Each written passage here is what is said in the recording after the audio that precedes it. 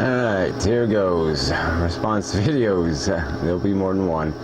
I'm going to set a little timer, beep, so let me know when I'm out of time. I don't want to edit these videos, just make 3 or 4 parts and leave it at that. Alright, response videos of California, as I call her, and I'm going to try not to be unpleasant, but her videos, there's another one now. She made a response to Karina, and it was just plain rude. And her videos are just rude, patronizing, obnoxious, arrogant, pontificating, and the arguments are weak. And so, that just is a really bad combination. So I don't know whether it's just a communication thing, but whatever it is, it's not working.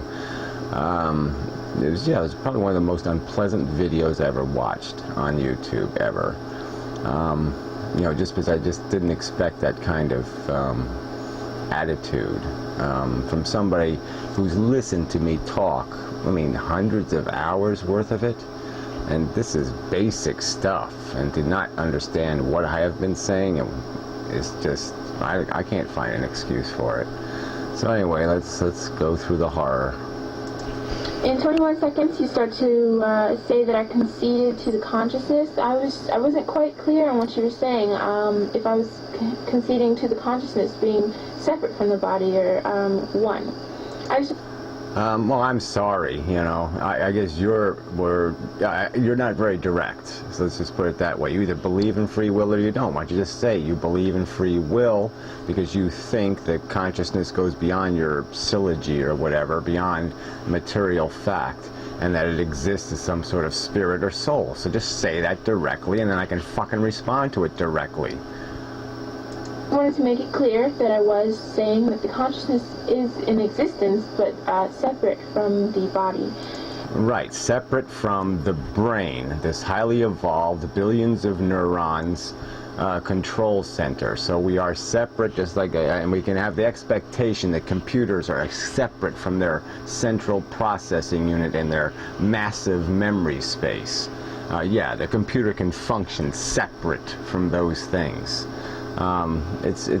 You called somebody else's argument, you demeaned it and called it foot and mouth disease. Well, this is foot and mouth disease.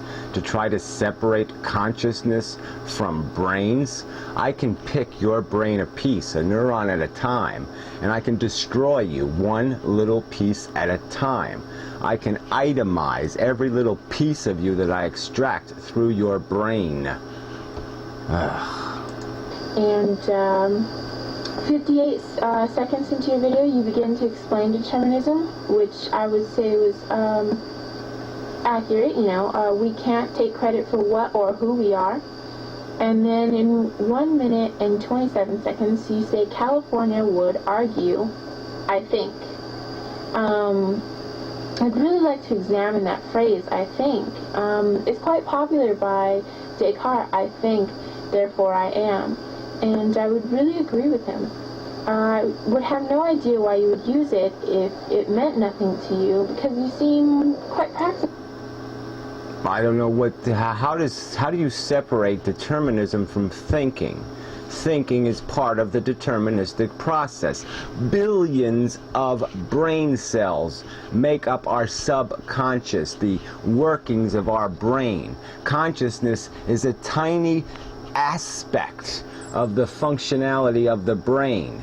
All right, what we perceive happening is a little piece of the data, all right, that our brain processes. Well, it seems as if you'd like to be practical, so I just don't understand that vocabulary. Along with other vocabulary usage you displayed in all your videos. Well, then why don't you quote, a sentence, not 3 words, not whatever, a sentence, 2 sentences, a paragraph that I've spoken. Why don't you quote it and then respond to it? Then I can maybe explain where you're getting it wrong, because you're getting it wrong. and stickam, and there are things that are just non-negotiable when you come to vocabulary in a deterministic world, such as... Yeah, fine. Like I said, quotes are kind of important. If you're going to judge other people's vocabulary, then why don't you quote their vocabulary? Influence, discourage, perception, change, depends, effect, right, and ego, and option. Those are just words meant for free will. Yeah, well, guess what? Our whole vocabulary is made up of words meant for free will. We have words like spontaneous, random, there's others, lots of others, all right, that aren't specifically accurate, all right? But they're words we use because that's how we communicate. And so, especially in context, you can take the meaning, all right? You can discern the meaning, what meaning somebody's implying, and whether implying any literal meaning or the practical usage of a word. But yeah, so if I say the word choice all the time. Obviously, but as a determinist, I don't believe we make choices. All right, our brain makes determinations. It makes decisions. But there's no such thing as a choice, because there's no such thing as an I to make a choice. There's no such thing as a device that can sit back and do that, because every device is built out of cause and effect. All right, and it can't escape that cause and effect. And 1 minute and 35 seconds, you used the word depends, and like I said, there is no negotiating in this, because it either is or it isn't, especially in a deterministic world. Yeah, but that doesn't have anything to do with the fact of how we have to live, all right? The fact that it's deterministic isn't going to give us any tools to sit there and get a grip on billions of neurons processing data. So yeah, we have to get a little bit, we have to use generalities, we have to use simpler language to describe the end product of what something is doing, okay? Because we can't sit there and itemize all the dice rolls that took place to create the end event of our perception or our association or our conditioning. That's not going to happen. And so, yeah, we have to simplify to explain how we derive a statement. But yes, the words, I don't have to explain my subconscious to explain to you, yes, my subconscious is building every word that's flying out of my mouth now. It's not coming from ether, it's not coming from Santa Claus, no, it's coming from my brain. There is no judgment, and you just can't, you have no right, you have no... That's silly. I have plenty right. I've explained where value comes to 10 zillion times, so there's no way you could not understand my premise.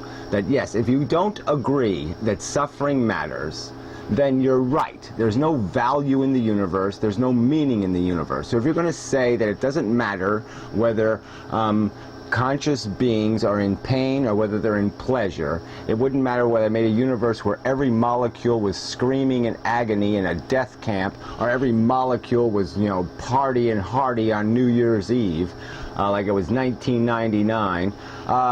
If you're going to say it wouldn't matter which universe we picked, if those were two choices or something that we were given as gods of choice, if we had free will.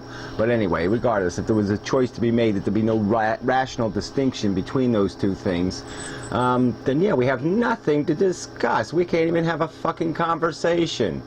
All right, but yes, so that's a premise, that there is value in the universe. And once there's value in the universe, you can make judgments about whether something is functioning efficiently based on what you value. So if we value in our world gasoline, you pour gasoline in a gas tank, you expect the machine to produce a certain amount of work for the amount of gasoline you pour into it, and you can judge one thing inefficient and one thing efficient. You can see one engine smoking and sputtering, and it only goes 15 feet per gallon, and another engine might go 50 miles per gallon and make clean pollute, very low pollution and all that kind of crap. And so we could judge those two machines. We could say one machine is kick ass and one machine is a piece of shit. Let's drop it off a fucking cliff because it fucking sucks. So yes, we can make a fucking judgment. Ability to do it.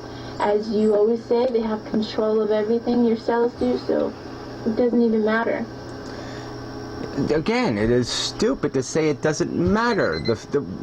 It's completely irrelevant whether we have control or not. The point is we do evolve. Memes evolve through culture. New ideas are discovered. People figure out how to make a light bulb, then everybody starts using light bulbs. Okay, but if everybody kept light bulb a secret, then everybody wouldn't make light bulbs. So of course you have to have a conversation about judgment and about punishment. These things are effective tools. They create an atmosphere that we can function better in. So yes, they're valid concepts. All right, part 2.